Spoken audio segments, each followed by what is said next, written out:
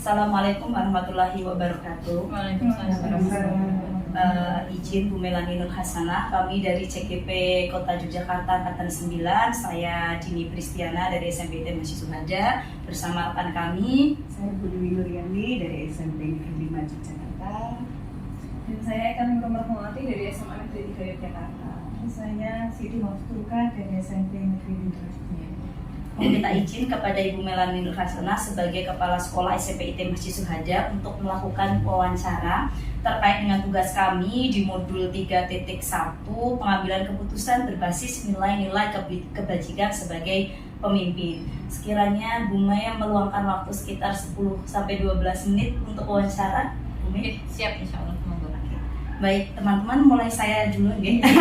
Nggih, beberapa pertanyaan Bu Mei, 8 pertanyaan nanti yang akan kami ajukan bergantian. Pertanyaan yang pertama adalah selama ini sebagaimana Ibu Melani adalah kepala sekolah dapat mengidentifikasi kasus-kasus merupakan dilema etika atau bujukan moral seperti itu. Biasanya kasus yang terdapat di sekolah ini. Dilema etika dan bujukan moral ya, dua hal yang mungkin hampir sama, tapi dan itu terkait di pengambilan keputusan sebagai seorang pimpinan. Dilema etika itu kan pengambilan keputusan yang mungkin jauh lebih berat daripada bujukan moral. Karena kalau dilema etika, setahu saya pribadi, karena itu keputusan suatu hal yang sama-sama benar, lalu tapi harus diputuskan mana yang mungkin nanti harus diputuskan oleh pimpinan. Yang kedua, kalau bujukan moral yang jelas hanya sesuai dengan aturan aja. Kalau emang itu benar, ya udah benar-benar, dengan salah lawannya itu. Nah, kalau selama ini kalau di SMP ITM Masjid Suhada, yang jelas kalau kasus anak itu memang luar biasa. Ini kita kiblatnya ke anak aja ya, ke anak dulu, karena memang harapan kami bisa dalam suatu sekolah itu kan kita bisa fasilitasi, bisa ngayomi, bisa mendampingi, itu fokusnya adalah ke peserta didik. Banyak sekali kasus yang memang itu bisa dikatakan sebagai dilematika, bisa juga dikatakan sebagai bujukan moral. Nah, ini yang paling saya garis bawah itu di dilematika, ketika dimana pimpinan pun juga ketika mengambil keputusan itu harus butuh pendampingan, butuh konsultasi atau dalam artian diskusi bersama dengan pimpinan yang lainnya. Contohlah hal kecil lah. Contoh di kasus bullying ya. Di kasus bullying, ketika anak-anak itu merasa dia tidak nyaman karena diejek temannya, tapi akhirnya dia tidak nyaman itu dia mukul. Tapi ketika kita hadirkan bersama, ya tarung dalam artian saling menguatkan pendapat masing-masing, saling membenarkan masing-masing. Dia mukul karena memang ada sebabnya, karena dia diejek duluan, setiap kali diejek, setiap kali dibully, dan akhirnya tidak tahan, akhirnya dipukulan sampai ya sebuah fisik lah. Nah, disitulah peran dari kami, tidak hanya saya pimpinan ya, tapi juga ke beberapa teman-teman sebagai guru ataupun langkah kesiswaan. Disitulah mengidentifikasi bahwa ini ternyata memang harus diputuskan bahwa dua-duanya memang harus menurunkan ego masing-masing. Dua-duanya memang harus sadar akan mereka tuh salah semuanya. Dalam artian ketika memang tidak ada pemicunya, tidak akan bakal terjadi hal seperti itu. Gitu. Jadi intinya kalau ke kami itu bagaimana cara menanamkan kesadaran ke siswa dulu bahwa tidak saling membenarkan, tapi saling introspeksi bahwa dirinya pun juga salah dua-duanya. Karena apa? Ya karena itu tadi adanya sebab, adanya akibat seperti itu. Gitu. Kalau masalah tujuan moral, insya Allah jelas ketika anak tidak taat aturan, anak terlambat itu jelas itu kan kita sesuai dengan aturan sekolah aja ya. Ketika memang tidak sesuai dengan aturan, ya udah nanti kena poin, lalu nanti ada pembinaan, lalu pemanggilan orang tua dan sebagainya. Begitu. Iya. Baik, terima kasih Bu Mei atas pemaparannya yang luar biasa. Kemudian pertanyaan kedua Bu Mei, selama ini bagaimana Bu Melani menjalankan pengambilan keputusan di sekolah Anda? Tadi setelah disebutkan ada musyawarah dengan pimpinan yang lain dan para guru, terutama untuk kasus-kasus di mana ada dua kepentingan yang sama-sama benar Bu Mei, atau sama-sama mengandung nilai kebajikan seperti itu. Itu memang beratnya di pimpinan itu ketika mengambil keputusan. Jangan sampai nanti keputusan itu merugikan banyak pihak atau apalagi merugikan sekolah terutama ya. Nah, ini yang paling bagi kami, saya itu selalu ketika memutuskan, mungkin nanti bisa di guru bersangkutan mungkin bisa paham bahwa saya tidak pernah memutuskan sendiri. Saya suatu hal apapun itu saya selalu berdiskusi dengan para pimpinan. Tidak hanya para pimpinan, tapi pihak yang terlibat pun saya libatkan. Contohlah ketika ada guru aja, sekarang guru ya, guru ketika dapat masukan evaluasi dari orang tua yang ternyata banyak sekali evaluasinya dan juga siswa pun juga sama mengakui seperti itu. Nah, akhirnya saya mencoba untuk komunikasi dengan guru tersebut. Lalu yang kedua, saya bicara dengan pimpinan bagaimana sebaiknya dan sebagainya. Jadi pada akhirnya ada sampai kita pernah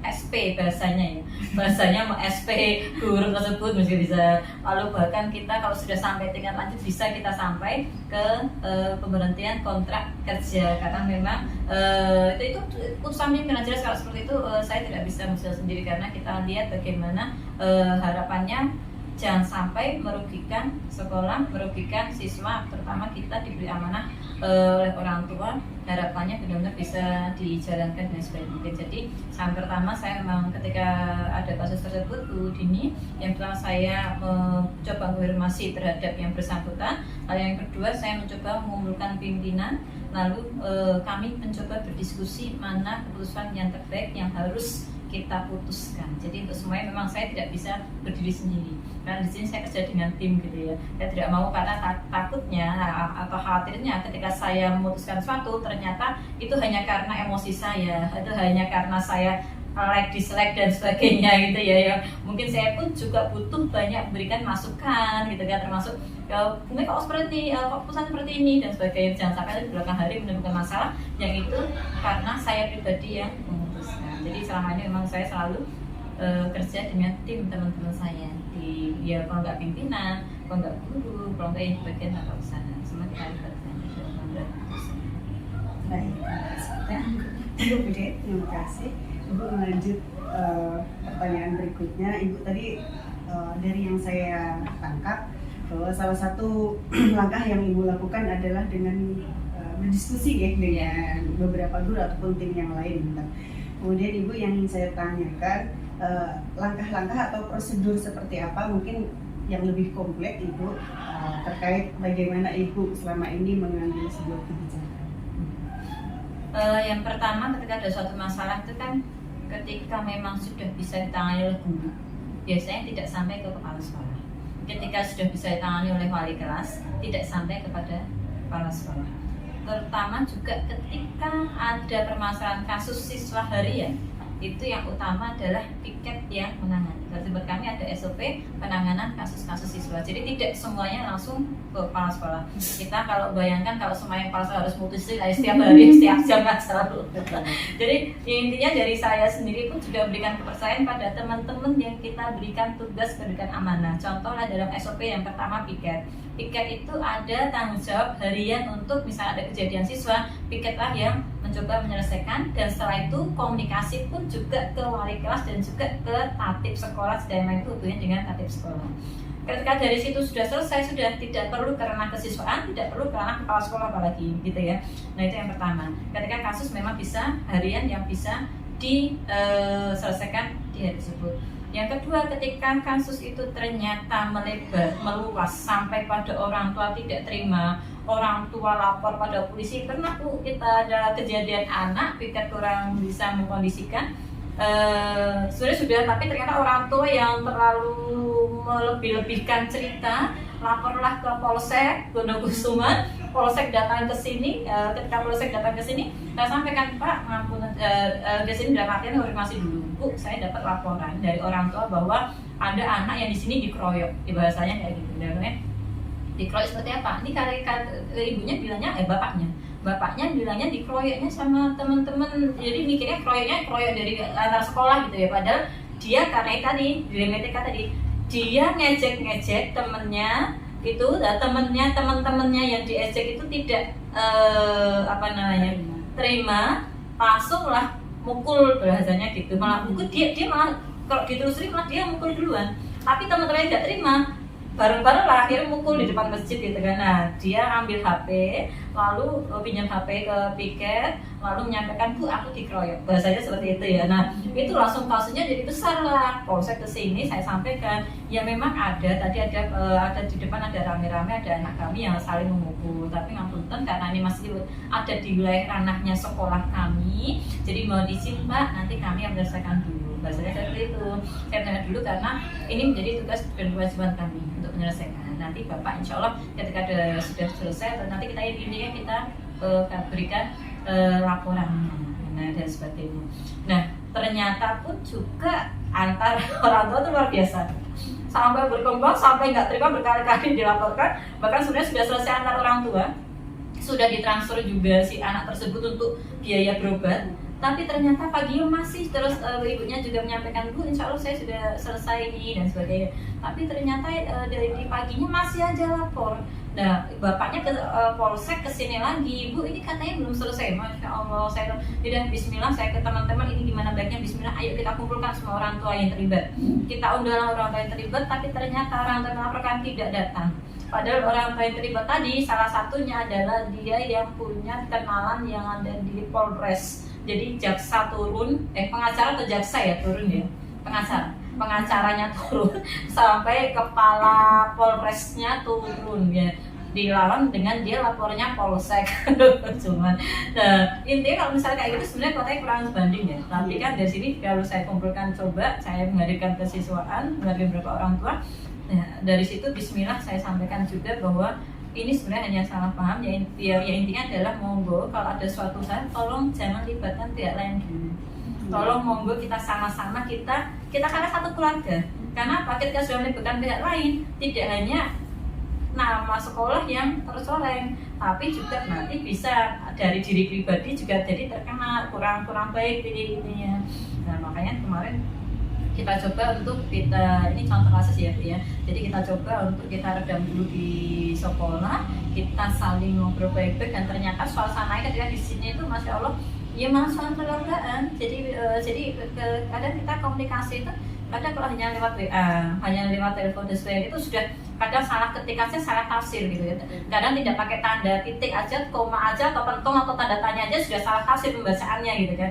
Makanya kemarin selalu aja saya menyampaikan ke semua orang tua pun juga sama. Saya selalu mengingatkan ke wali kelas, Bapak Ibu ketika ada orang tua yang merasa komplain atau ada masukan dan sebagainya, monggo langsung bisa temui saya. Kita ada bijakan apa ya, orang tua ternyata rame dia begini ya di kelas, di grup, monggo langsung sampaikan, silakan ketemu saya. Tapi pada akhirnya juga banyak yang tidak mau ketemu. Karena merasa mungkin ya sekarang udah ketemu kan enak kan, kita apa bisa terselesaikan gitu kan. Tapi ternyata ya alhamdulillah akhirnya orang tua lebih baik udah tidak memperpanjang urusan kalau sudah harus ketemu dengan kepala sekolah gitu kan. Itu Ibu, jadi memang dari ketika permasalahannya tidak luas atau bisa diselesaikan oleh piket, insya Allah piket bisa menangani piket harian. Nah jika misalnya tidak, maka nanti ranahnya ke Tati, lalu ke hubungan dengan wali kelas menyampaikan ke orang tua, karena setiap kejadian harapannya wali kelas bisa mengkomunikasikannya ke orang tua. Baru nanti kesiswaan ketika nanti memang anak itu sudah di low point itu ternyata sudah banyak, harus ada tindak lanjut pemanggilan orang tua.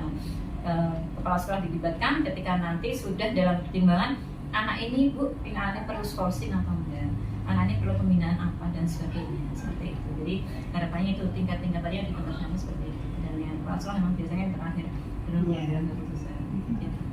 Terima kasih Bu. Lanjut pertanyaan keempat. Hal-hal apa saja yang selama ini Ibu anggap paling efektif dalam mengambil keputusan pada kasus-kasus dilema etika?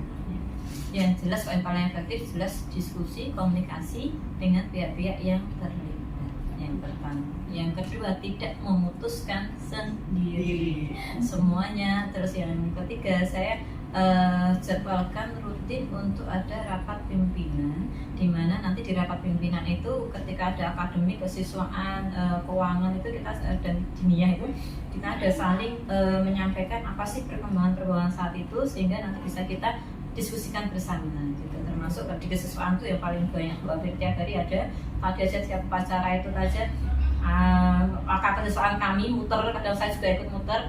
Ketika memang upacara kita manfaatkan, oh ternyata ada anak-anak yang bawa liquid, nah, ada anak yang bawa vape, itu kan masih ada juga ternyata walaupun sudah berkali-kali diingatkan. Jadi nah seperti itu efektifnya ya ini ya komunikasi, kuncinya dari komunikasi.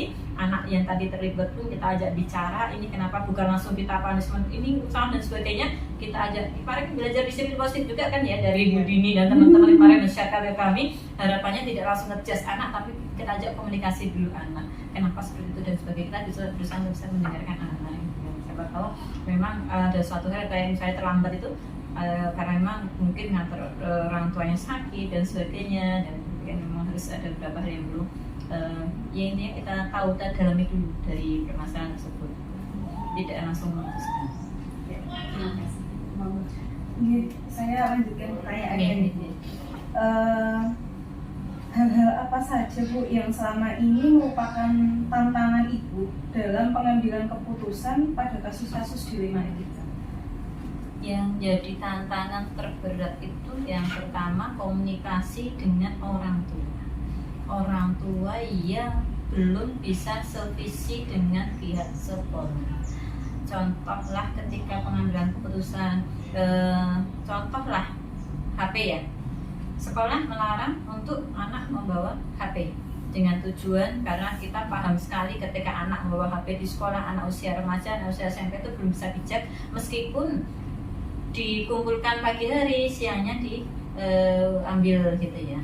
Karena kalau sekolah sudah paham sekali, ada anak-anak yang mungkin tidak dikumpulan lalu main-main HP. Karena saya itu sering ketika di ketika hidup tuh, Bu ini pelajaran ini itu ada anak yang bawa HP di belakang dan kelihatan dan sebagainya. Orang tua tuh ketika ada yang nggak terima, Bu mohon maaf kenapa nggak bawa HP? HP kan untuk kepentingan pelajaran bla bla bla gitu kan. Jadi orang tua yang belum begitu paham kondisi sekolah bagaimana, tapi inginnya anak harus difasilitasi dengan itu. Padahal kita dengan tidak membawa HP, insya Allah terfasilitasi juga. Kita ada Chromebook, kita ada laptop, dan tidak setiap hari pun anak tidak boleh membawa HP. Ketika ada kebutuhan belajar, kita belum membawa HP. Jadi kadang orang tua itu belum paham apa misalkan sekolah untungnya apa, terus nanti bagaimana kedepannya solusinya bagaimana, tapi asal untuk komplain itu banyak sekali, termasuk catering dan sebagainya itu banyak. Jadi memang kita tuh memang paling berat itu ketika orang tua tidak sevisi dengan sekolah, termasuk pemakaian hijab. Kita di sini gimana caranya anak berpakaian hijab yang benar-benar syar'i, tapi ternyata di rumah orang tua membolehkan anak tidak memakai hijab. Itu kan sudah tidak sesuai dengan visi sekolah kami ya. Sampai di sekolah oke, kelasnya putra putri dipisah, sampai rumah ya udah main aja sama cowok dan sebagainya. Misalnya sudah terjadi, itu yang paling berat di orang tua. Kemudian apakah Ibu memiliki tata cara, aturan atau mungkin jadwal tertentu dalam penyelesaian kasus dilema etika? Kalau jadwal tertentu itu ketika di rapat pimpinan sama di pembinaan guru karyawan. Kalau di jadwal rapat pimpinan tuh kita usahakan kadang 2 minggu sekali, kadang kalau saat-saat tertentu kita memang ada permasalahan kita langsung minta kumpul teman-teman. Jadi bahasanya fleksibel ya, karena kalau di lembaga kan belum tentu kejadiannya setiap 2 minggu sekali baru ada, kadang 2 minggu sekali enggak, bahkan kadang hampir setiap hari mungkin ada dan sebagainya. Jadi itu kita jadwal kalau untuk rapat dengan pimpinan itu berkala, tapi dan juga untuk rapat guru itu juga kadang kita pembinaan guru 1 bulan sekali. Itu yang kegiatannya yang pertama ada pembinaan tausiah, lalu ada kinerja kalau kemarin tuh kita bagaimana cara untuk pembuatan PMM, aksi nyata, pengolahan kinerja dan sebagainya, ditambah dengan itu diskusi dengan wali kelas guru BK ketika ada suatu hal yang perlu dikomunikasikan gitu. Jadi berkalanya di rapat pimpinan dan di program pembinaan guru setiap sebulan sekali. Kemudian jika ada kasus dilema etika Bu, prosedur seperti apa yang akan Ibu jalankan? Ketika ada dilema etika, yang pertama tetap kalau prosedur di sekolah kami kan ada SOP penanganan kasus ya. Yang pertama tadi seperti saya sampaikan, piket dulu di awal.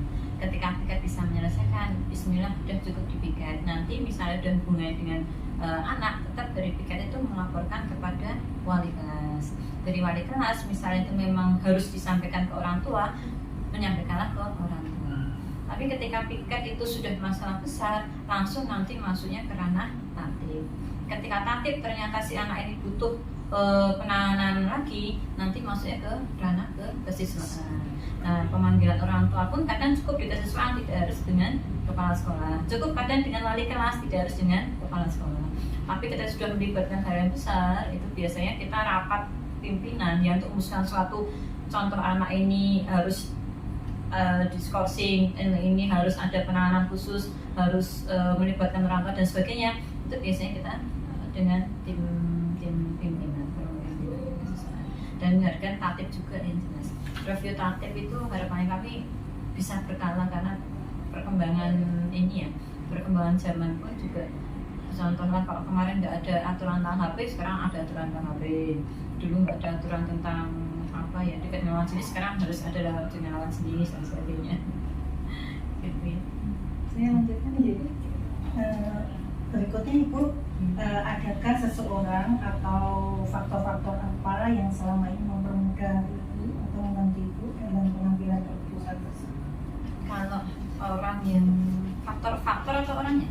Orangnya. Seseorang atau Seseorang. apa saja Seseorang. yang mempermudah. Kalau seseorang yang jelas kalau dalam pengambilan keputusan itu, kalau yang jelas kalau di dalam internal sendiri sekolah ya, itu jelas waka-waka kami yang pertama. Tapi untuk support motivasi di luar itu keluarga. Keluarga siapa? Malah ayah dan ibu saya.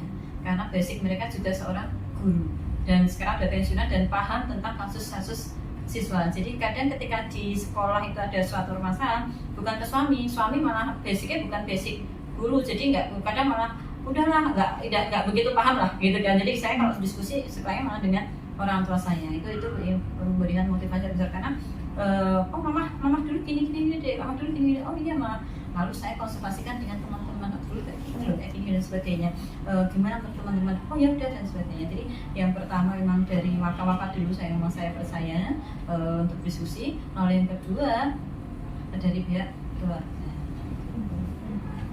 Untuk pertanyaan terakhir ini Ibu, jadi dari semua hal yang telah disampaikan Ibu tadi, pembelajaran apa yang dapat Ibu petik atau ambil atau pengalaman dalam mengambil keputusan di nilai itu? Yang jelas tadi sudah saya sampaikan juga dalam pengambilan keputusan, yang pertama tidak memutuskan sendiri, komunikasi dengan para pimpinan dan para pihak yang terlibat. Yang kedua, bagaimana cara membangun hubungan yang efektif dengan orang tua. Jadi supaya tidak ada permasalahan, tidak ada miskomunikasi dan sebagainya lah dengan pihak orang tua.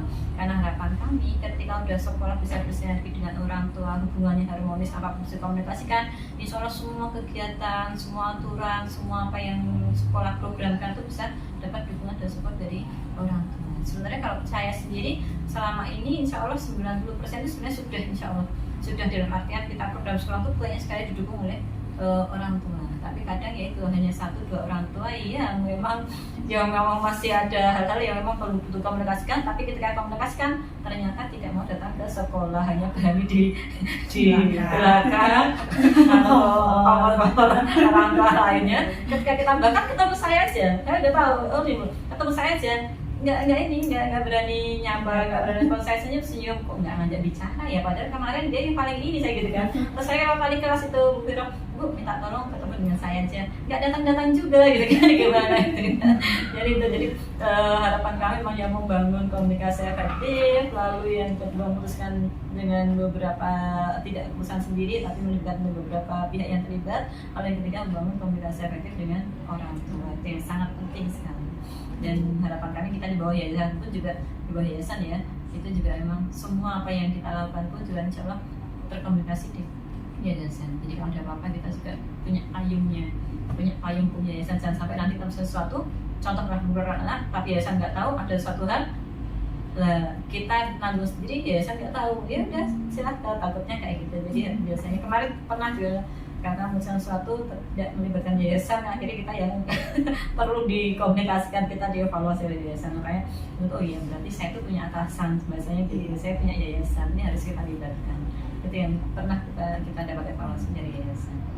Ya. Sudah cukup. Oke, baik, kami kira sudah cukup Bu Mei dengan 8 pertanyaan ini. Terima kasih banyak atas waktu yang diberikan Bu Mei. Kami pamit undur diri Bu Mei. Ini karena masih ada wawancara dengan beberapa kepala sekolah lagi. Sekali lagi kami mengucapkan terima kasih kepada Bu Mei. Terus kami tutup nih Bu Mei. Ya, siap. Demikian wawancara kami. Terima kasih banyak. Assalamualaikum warahmatullahi wabarakatuh. Waalaikumsalam warahmatullahi wabarakatuh.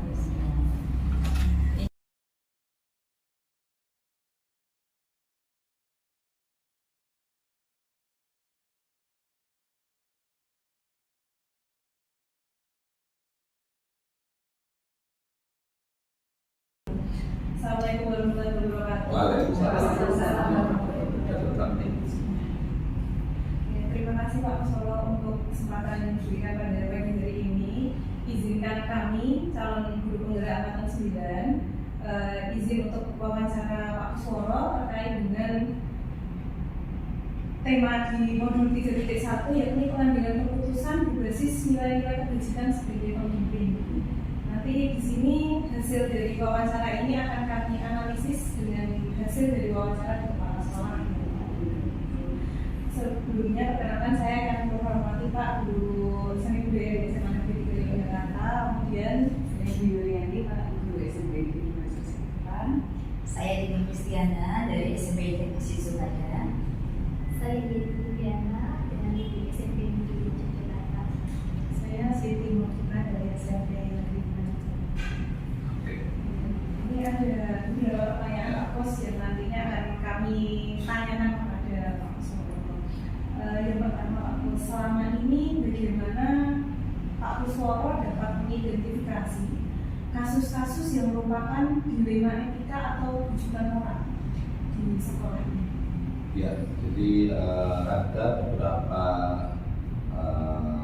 cara yang kami lakukan rekomendasi itu. Yang pertama, kami mendengarkan apa yang terjadi pada sekolah. Yang ada laporan atau cerita dari sesama, kalau tidak dari guru atau dari dari sekolah ya, ada dari TU, ada dari guru, ada dari Pak Asep, dan itu apa yang terjadi di sekolah itu kami dengarkan.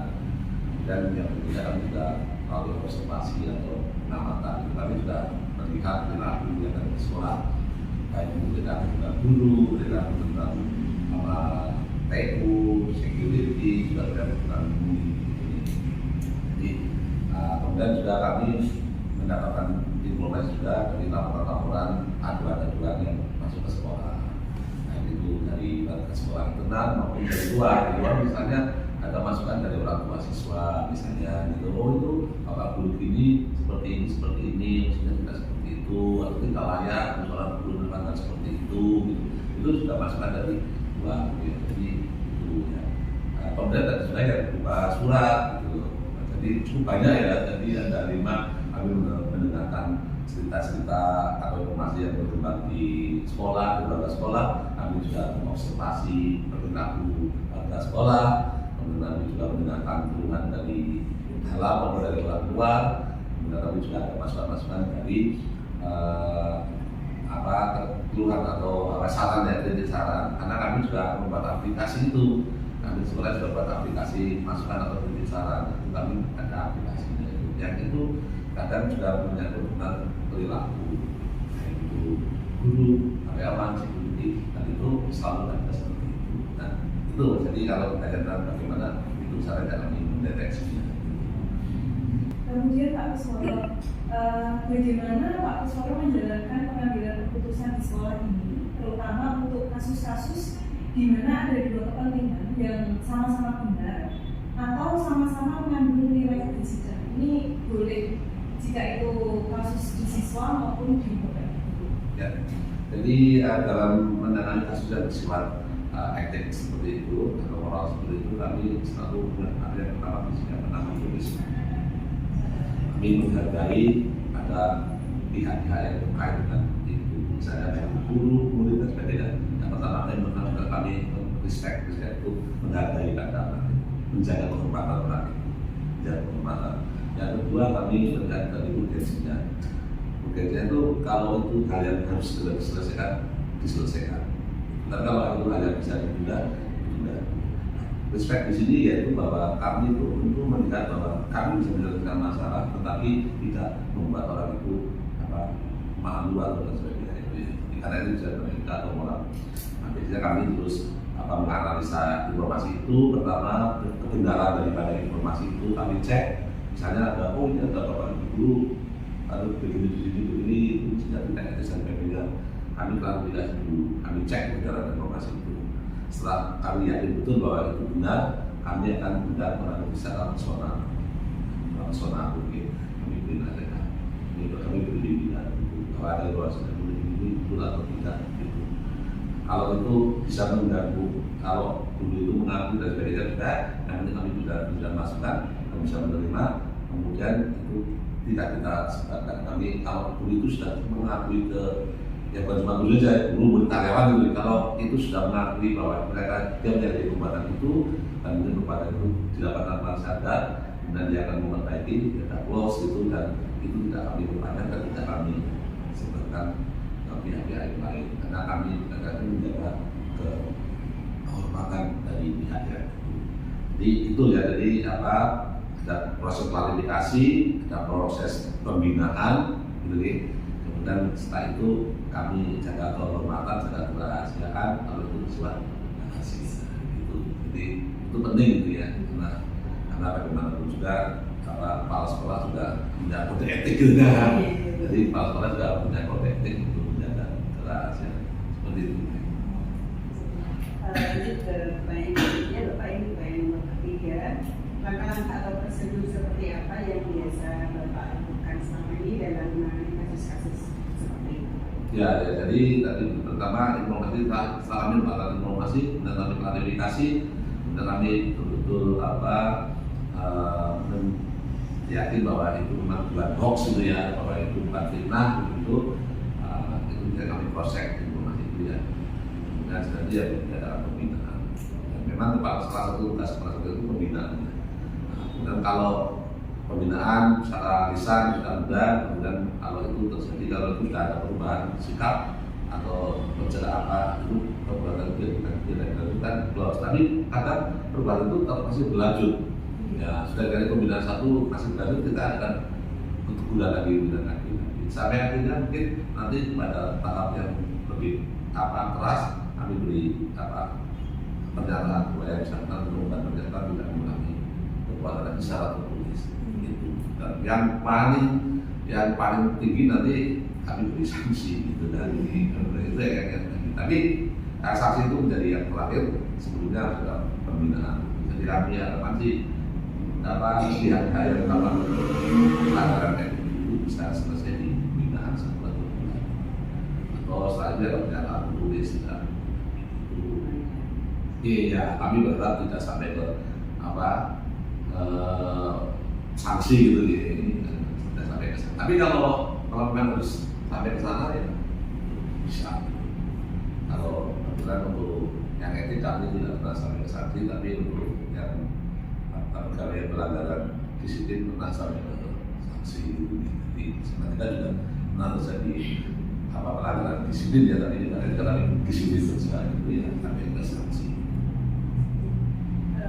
Yang nomor 4, hal-hal apa saja yang selama ini Bapak anggap paling efektif dalam pengambilan keputusan pada kasus-kasus ini?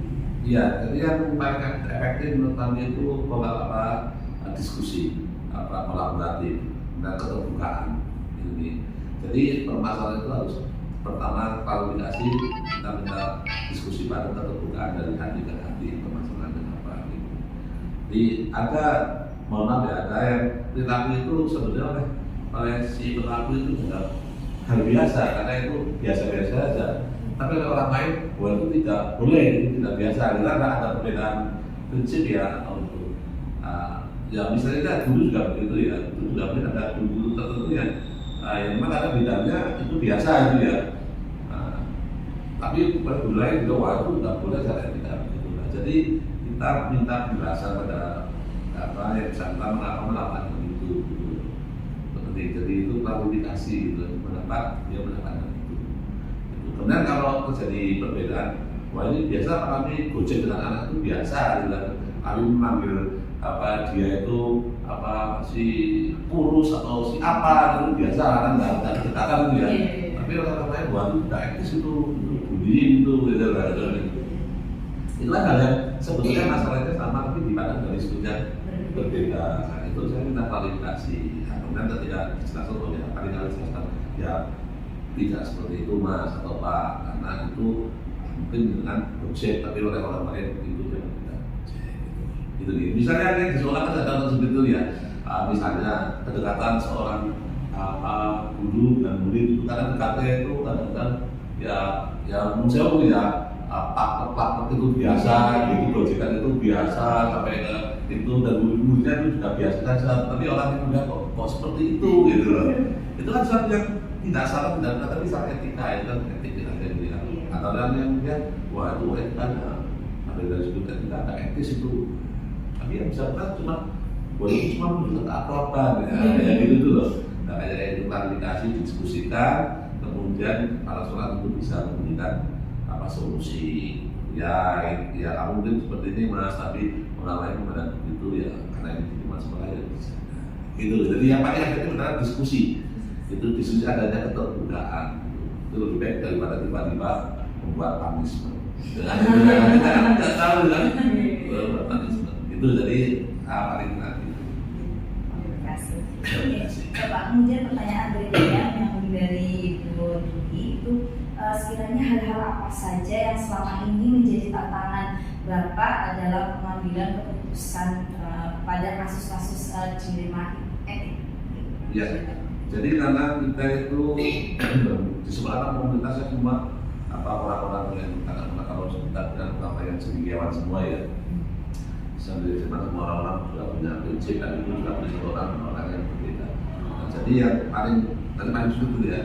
Tantangan yang terbesar ialah kita bisa memfasilitasi semua, kemudian bisa melakukan secara adil, terbuka dan adil gitu ya. Bahwa sebagai kepala sekolah itu tidak berpihak kepada salah satu atau tidak apa ya, kalau bisa saya bilang tidak banside dan sinaga gitu ya, menerapkan orang secara equal, ya mungkin seperti itu. Jadi kita dikasih gitu ya, itu tantangan yang paling berat. Karena godaan pilih kasih itu kalau di Papua itu tinggi gitu kan, kalau pimpinan tinggi gitu ya, ada ya favoritisme gitu ya. Itu berarti yang paling berat seperti itu dan karena di sekolah itu rata-rata orang cendekiawan itu ya sebenarnya udah proposal sana semua gitu ya, punya prinsip, punya pengetahuan, punya idealisme yang berbeda-beda. Tapi sebagai kepala sekolah harus bisa mengalami semua. Tantangan saya kira memberikan perlakuan yang equal, respect, kemudian bisa memfasilitasi semua gagasan dan bisa menyelesaikan masalah dengan sebaik-baiknya. Baik Bapak, kami lanjutkan kepada apakah Bapak punya katakanlah apa jadwal tertentu dalam menyelesaikan kasus dilema etika dan apakah biasanya Bapak langsung menyelesaikan cepat atau punya jadwal tertentu untuk menyelesaikannya dan bentuk atau prosedurnya selama ini? Ya, jadi kalau jadwal itu tidak akan permasalahan itu sudah tanpa dijadwal gitu kan ya. Tetapi bahwa penanganan itu bisa segera atau bisa kami tunda kemudian itu melihat urgensinya itu. Contoh pertama ini kalau ditunda itu bisa menyebar kemana-mana, ya saya selesaikan segera.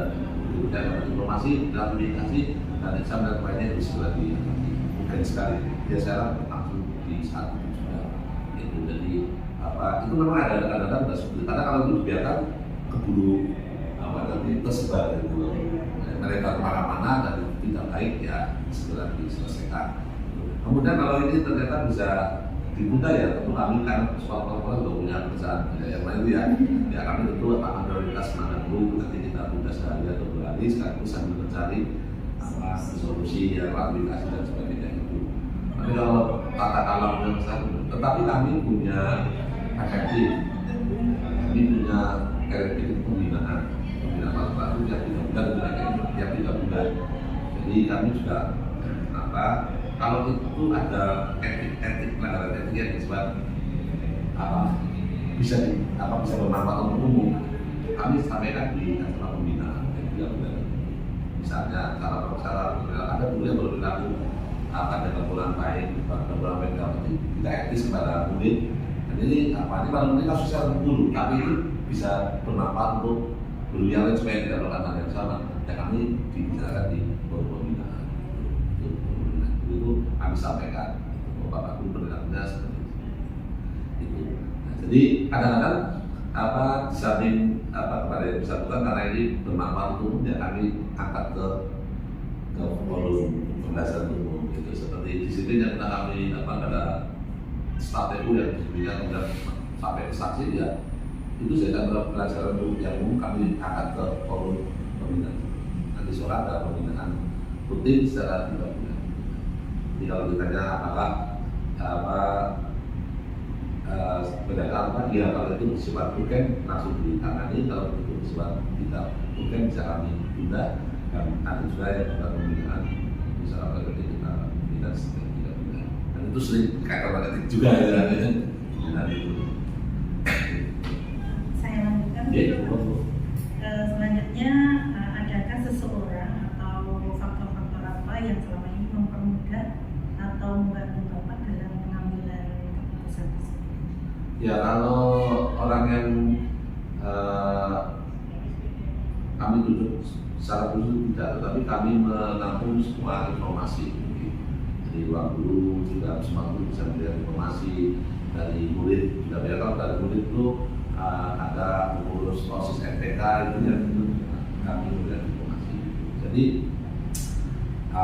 kalau kami menunjuk seseorang yang spesifik tidak, tapi kami kan punya Pak Kasih Humas dan sebagainya yang bisa menampung aspirasi dari apa-apa itu punya dari murid juga gitu. Kemudian faktor-faktor yang kami sudah pertimbangkan tentu semua orang kalau itu informasinya benar kita akan terima, dan yang menjadi pertimbangan kami tentu itu kaitan bersama. Faktor-faktor yang menjadi pertimbangannya kalau itu sesuatu kaitan bersamanya. Dan ini yang terakhir Bapak. Nah, setelah kita panjang lebar berdiskusi banyak kasus atau banyak pertanyaan ini tadi, yang terakhir Bapak bisa menceritakan pembelajaran yang bisa Bapak ambil dari pengalaman Bapak sendiri dalam mengambil keputusan. Ya, jadi kalau di sekolah itu yang paling penting memang adanya keterbukaan, baik dari kepala sekolah maupun dari guru karyawan dan sebagainya. Dan tugas kepala sekolah itu menciptakan situasinya kondusif supaya orang itu bisa terbuka. Ada kepala sekolah yang membuat situasi orang tidak berani terbuka, itu ada. Tapi kalau situasi tidak terbuka, kelihatannya tenang tidak apa-apa, tapi sebenarnya banyak masalah. Cuma orang-orang itu tidak berani mengeluarkan masalah, takut ya. Karena masalah itu harus bisa berdasarkan ketika itu keluar, ketika itu terbuka. Karena kepala sekolah wajib membuat situasi yang kondusif supaya semua orang itu berani menyampaikan, baik itu guru, karyawan, bahkan murid, bahkan satpam, bahkan cleaning service gitu ya. Bahkan satpam itu berani menyampaikan masukan dan sebagainya. Karena itu penting. Karena kalau tidak setuju nanti masalah banyak tapi tidak itu menjaga situasi yang kondusif itu misalnya. Yang kedua, respect ya kan tadi ya. Harus prinsip respect bahwa kita menghargai orang. Dimana tadi jangan sampai ada suatu dan kita buat judgement. Wah itu ya semua orang punya reasoning dengan alasan. Jadi tanyakan dulu mengapa melakukan seperti itu. Gitu nih. Nah, ya kita juga ada namanya orang kerja itu kan ada yang suka ini, ada yang suka itu gitu kan. Jadi kan tapi semuanya kan punya reasoning. Nah, ya kemudian ya tadi pada keterbukaan, respect dan equality. Kita itu orang-orang sama gitu. Tidak manusia. Kadang-kadang kenapa tadi saya tidak menuduh seseorang sebagai mata-mata gitu? Enggak, saya tidak menugaskan guru untuk memata-matai, tidak. Karena semua guru saya anggap sama, semua guru dengan masalah. Karena ada di beberapa sekolah yang sekolah itu menugaskan orang tertentu untuk memata-matai. Kalau saya tidak, gitu. Jadi tidak bahas dia masih bahwa politik itu penting dalam masalah itu. meskipun itu susah gitu ya, tapi paling tidak ada kemauan dari pimpinan bahwa memperlakukan seperti itu kesetaraan atau equality ini penting, karena sering sekali permasalahan itu muncul karena tidak ada prinsip equality. Karena ada equality itu berat itu ya, berat karena setiap orang punya favoritisme, itu asli ya. Ada yang karena fisiknya, ada yang karena pintarannya, ada yang karena keluargaannya dan sebagainya. Itulah itu yang situasi kondusif ya, yang semua orang bisa menyampaikan dengan tanpa takut gitu ya, dan kemudian respect ya, kita menghargai semua orang dengan equality ya, dan yang solutif tentu ya kan, solutif secara permanen itu jangan dibiarkan tanpa ada solusi. Buat sekolah-sekolah itu mencari solusi itu karena saya lucu juga apa-apa kayak gitu. Jadi itulah. Tapi ya yang perlu saya sampaikan pembelajarannya itu bahwa kita di dalam komunitas sekolah itu beda dengan kelompok arisan. Di sekolah itu semuanya pinter masalahnya. Itu kelompok guru ya kan, semuanya pinter itu. Jadi kita juga sebenarnya bahwa sekolah itu semuanya pinter, semuanya guru gitu kan, semuanya sarjana. Itu beda dengan kantor. Kalau di kantor pulang itu yang itu cuma satu, pulangnya saja. Yang lain kan mungkin pengawasan semua. Gitu kan, ya terutama di sekolah itu semuanya pintar, bahkan mungkin guru lebih pintar dari kepala sekolah gitu kan. Jadi itu ya terus, jadi apa itu hal itu ya dari kesadaran dari kepala sekolah. Jadi tidak bisa kepala sekolah menganggap biaya paling pintar yang lainnya di bawah, bisa. Tapi kalau di lurah bisa, di luar itu otoritas daripada lurah gitu kan, atau kepala TU-nya yang lainnya itu sebagai bawahan. Kalau di sekolah kan bukan bawahan sebetulnya itu guru itu bukan bawahan sebenarnya. Iya, karena tidak struktural, tidak bersifat struktural ya. Maka sekolah tidak struktural, tapi fungsional. Kalau sekolah berbagi sebagai kepala kelas, guru berbagi sebagai guru. Beda ya kalau struktural kan beda ya, kontrol di kantor gitu. Jadi kalau saya bahkan guru juga bukan saya tidak bukan sebagai bawahan, tapi bukan secara komunitas sekolah Anda berfungsi sebagai guru, saya berfungsi sebagai dalam anak-anak fungsi gitu. Baik. Pak Bos, alhamdulillah banyak hal yang bisa kami dapatkan. Semoga dari sekian banyak tadi pertanyaan dan jawaban dari Pak Bos bisa membantu kami lebih memahami lagi bagaimana kelak kami bisa mengambil keputusan dengan berbasis nilai-nilai kebajikan. Walaupun tidak menjadi pemimpin di sekolah, tapi kami bisa menjadi pemimpin pembelajaran di depan anak-anak. Terima kasih Pak untuk waktu yang telah diberikan kepada kami. Kami pamit. Wassalamualaikum warahmatullahi wabarakatuh. Waalaikumsalam.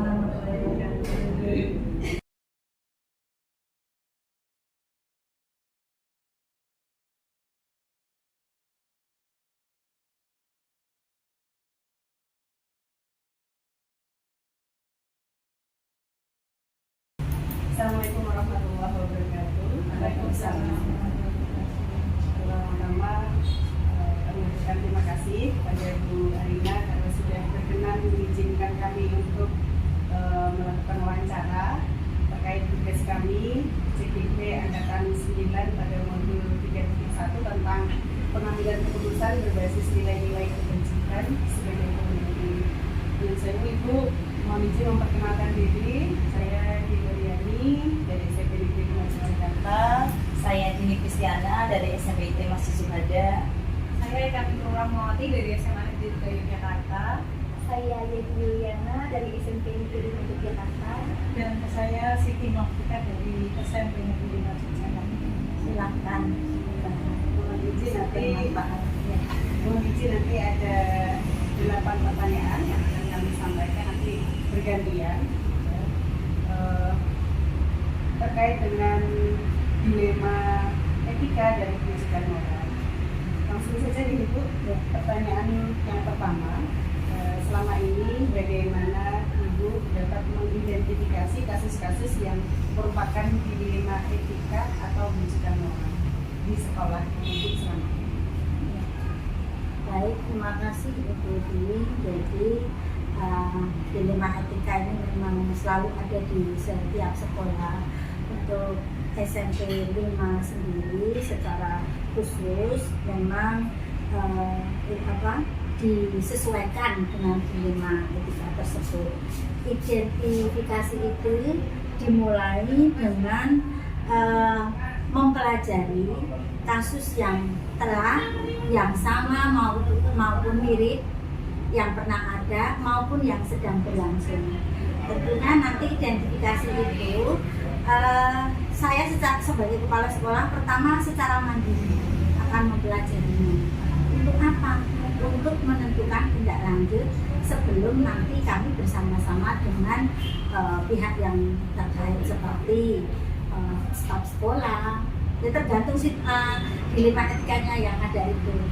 Kalau dimungkinkan secara kepala sekolah dan wakil cukup ya sampai di situ. Tetapi kalau perlu orang lain mungkin dengan guru BK, mungkin dengan kesiswaan, atau bahkan mungkin dengan komite, tergantung situasi lain, situasi yang ada seperti itu. Terima kasih. Pertanyaan berikutnya, selama ini bagaimana Ibu menjalankan pengambilan keputusan di sekolah Ibu, terutama untuk kasus-kasus di mana ada dua kepentingan yang sama-sama benar atau sama-sama mengandung nilai kebajikan? Keduanya mengandung nilai kebajikan ya. Sekolah itu yang baik kan menganut sistem, dan kami SMP 5 Yogyakarta ini sistemnya memang kolektif kolegial. Jadi semua orang itu penting. Kalau mengambil keputusan, kalau tidak harus dalam waktu dekat secara langsung sebagai decision maker hari itu, jam itu, detik itu saya harus memutuskan sendiri, pasti kami akan berkolaborasi karena semua orang itu penting ya. Jadi perlunya kita bekerja sama yang baik di sekolahan agar pengambilan keputusan itu semuanya nyaman, win-win solution seperti itu. Kemudian pertanyaan berikutnya menyambung dari pertanyaan Ibu tadi, sekiranya dalam pengambilan kebijakan itu langkah-langkah atau prosedur seperti apa yang Bu Arina lakukan selama ini? Langkah-langkah awal tentunya seperti yang mirip pertanyaan pertama tadi ya. Jadi pertama memang kita harus mempelajari yang awal. Yang pertama mempelajari secara mandiri dulu. Kalau diperlukan saya perlu masukan, maka tentu kita akan mencari kolaborator. Kolaborasinya siapa dulu? Dilihat dulu dilema etikanya, apakah langsung ke murid atau ke guru, kan gitu. Kalau ke guru, dilema etikanya apa? Apakah tentang menyontek, ataukah tentang perkelahian, ataukah tentang pendirian? Dipastikan dulu. Baru langkah kedua, mencari masukan berupa fakta-fakta sebanyak mungkin, gitu ya. Jadi kan pelibatan, selalu melibatkan. Tidak pernah dilema etika itu bisa diselesaikan secara sendiri untuk hasil yang optimal dan maksimal, seperti itu. Selanjutnya, langkah ketiga adalah mengambil keputusan itu secara bersama-sama. Nah, tadi sudah saya sampaikan ya, hasilnya agar lebih jelas dan nyaman. Dan setelah itu diputuskan, jangan lupa, dan itu mesti dilakukan yaitu refleksi. Jadi ada 4 langkah seperti itu. Kira-kira seperti itu. Ya. Lalu pertanyaan berikutnya Ibu, hal-hal apa saja yang selama ini apa saja selama ini dianggap Ibu Arina anggap efektif dalam pengambilan keputusan pada kasus-kasus tersebut? Ya. Kami anggap efektif karena kami punya kolaborator yang hebat. Kolaborator itu bisa dari teknik, bisa dari guru, bisa dari teman, bisa orang tua, bahkan kemungkinan alumni bisa kolaboratornya. Itu yang pertama yang efektif. Yang kedua, mudah mengakses. Akses itu baik secara online maupun secara offline. Kami juga bisa berkolaborasi di instansi kita semua, yaitu Dinas Pendidikan, Pemuda dan Olahraga. Itu jika diperlukan ya, karena langkah awalnya kan harus internal dulu, kemudian melibatkan komite kita mencari orang yang berkompeten, ya. Baru kita ke sudah di dalam. Kalau memang diperlukan lintas instansi bisa, karena sekolah itu kan bisa dengan komite anak itu loh, KPWA perlindungan anak, BKD SDM dan sebagainya. Jadi bisa internal maupun eksternal. Dan itu tersedia sehingga itu memudahkan bagi kita. Melanjutkan pertanyaannya Bu Arina. Ya. Selama ini hal-hal apa saja yang menurut Bu Arina itu merupakan tantangan dalam pengambilan keputusan pada kasus-kasus yang dihadapi, terutama dalam dilema etika? Tantangannya itu satu, jangan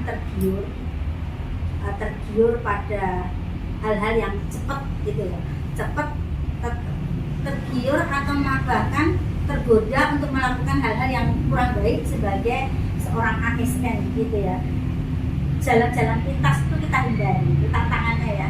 Jadi jangan mudah tergiur, itu hal-hal yang enggak, ini pokoknya hari ini juga, kalau udah bilang pokoknya tidak mau melibatkan orang lain itu kan tergiur. Ya, jadi dunia ini kan sudah diciptakan kiri kanan, baik tidak baik gitu ya. Kalau mau cepat dengan cara yang tidak baik misalnya kan itu kan nggak boleh juga. Udah Bu, ibu nggak usah ada permasalahan ini misalnya, tapi tidak pernah terjadi sih, ada jalan pintas. Yang kedua, tidak mau bermusyawarah, tantangannya itu tidak mau bermusyawarah apa-apa sendiri, itu tantangan. Jadi kita harus legowo, kita harus bekerja sama. Yang paling bagus terakhir itu selalu ya, kalau selalu itu sebuah tantangan, tetapi kalau kata selalunya kita hilangkan bukan tantangan, selalu menjunjung tinggi integritas, selalu ya. Nah, kalau menjunjung tinggi integritas bisa lah 1-2 kali bilang bentong seperti itu, tapi kalau sudah bilang selalu itu sebuah tantangan bagi kita semua, seperti itu kira-kira. Baik Bu Arina, saya berikutnya, selama ini apakah Bu Arina punya jadwal tertentu dalam penyelesaian kasus dilema etika? Apakah itu diselesaikan di tempat atau ada jadwal tersendiri untuk menyelesaikannya? Kemudian bentuk dan prosedur yang selama ini sudah Bu Arina lakukan seperti itu. Baik Bu Yeti, terima kasih. Jadi memang kita di awal tidak ada tata kelola untuk, karena kita belum tahu kan dilema etika yang apa. Jadi kalau kita mau, kalau sejenis SOP mungkin sudah ada ya di sekolah menangani A, B, C, D, E itu SOP kalau anak bolos, SOP kalau ada bullying dan sebagainya. Tetapi ini kan tidak secara pribadi, tidak ada tata kelola, tetapi ada jadwal penyelesaian dilema etika bila terjadi. Bila hari itu ada dilema etika, maka H+1 harus apa? H+2 itu jadwal itu akan muncul apabila situasi itu diperlukan. Jadi dari awal tidak ada tata kelola yang pasti gitu ya. Tetapi setelah penanganan baru ada jadwal.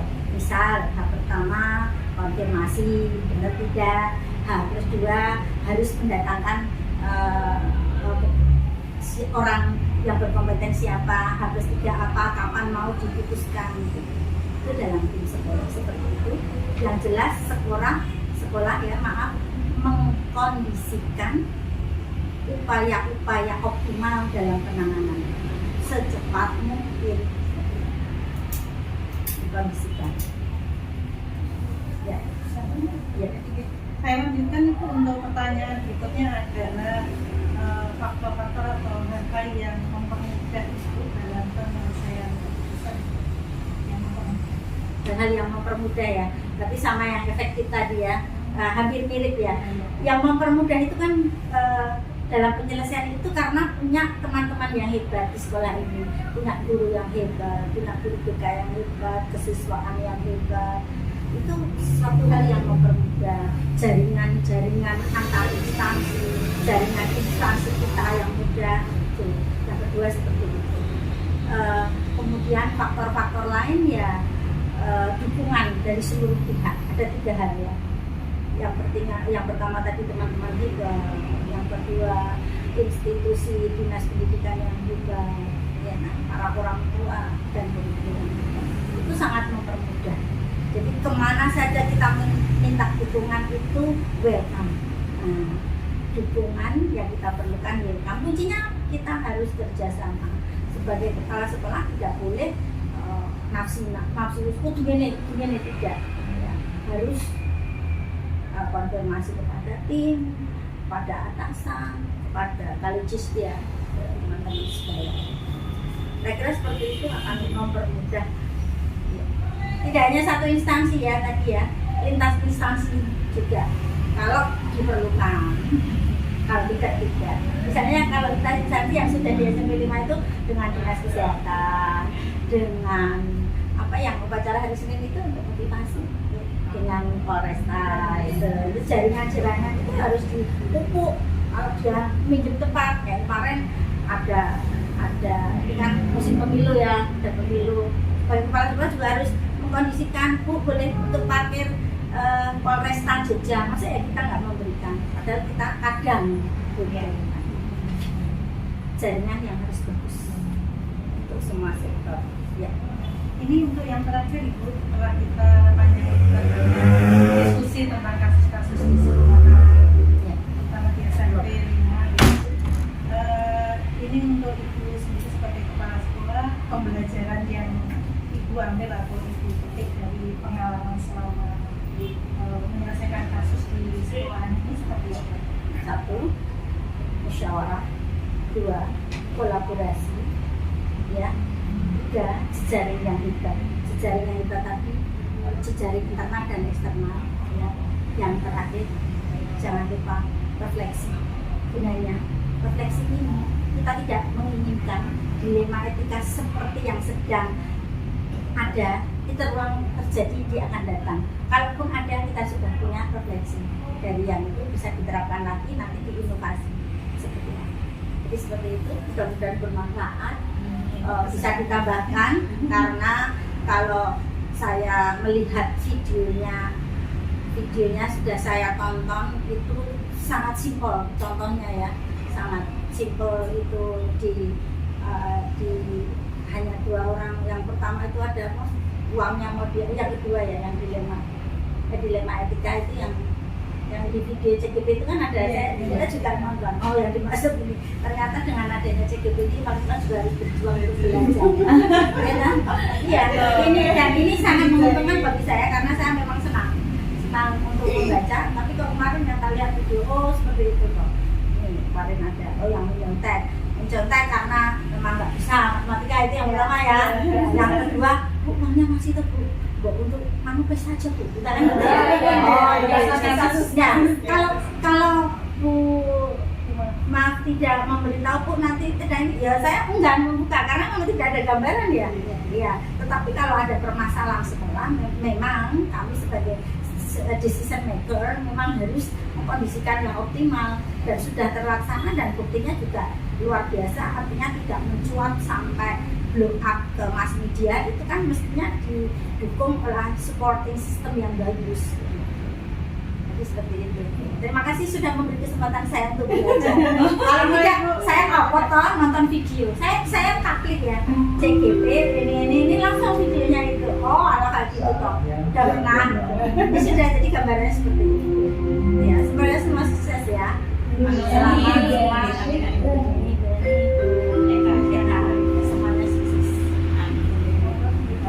Terima kasih Rina. Alhamdulillah hari ini kita mendapatkan pengalaman yang luar biasa banyak dari Bu Rina. Soalnya itu menjadi bekal kami dalam menambah info ini ya, pengalaman kami kepala sekolah. dalam menyelesaikan kasus jika kami dihadapkan pada kasus yang di Malaysia. Terima kasih sekali lagi kami ucapkan berdoa semoga Ibu sehat. Amin. Terima kasih. Wassalamualaikum warahmatullahi wabarakatuh. Waalaikumsalam.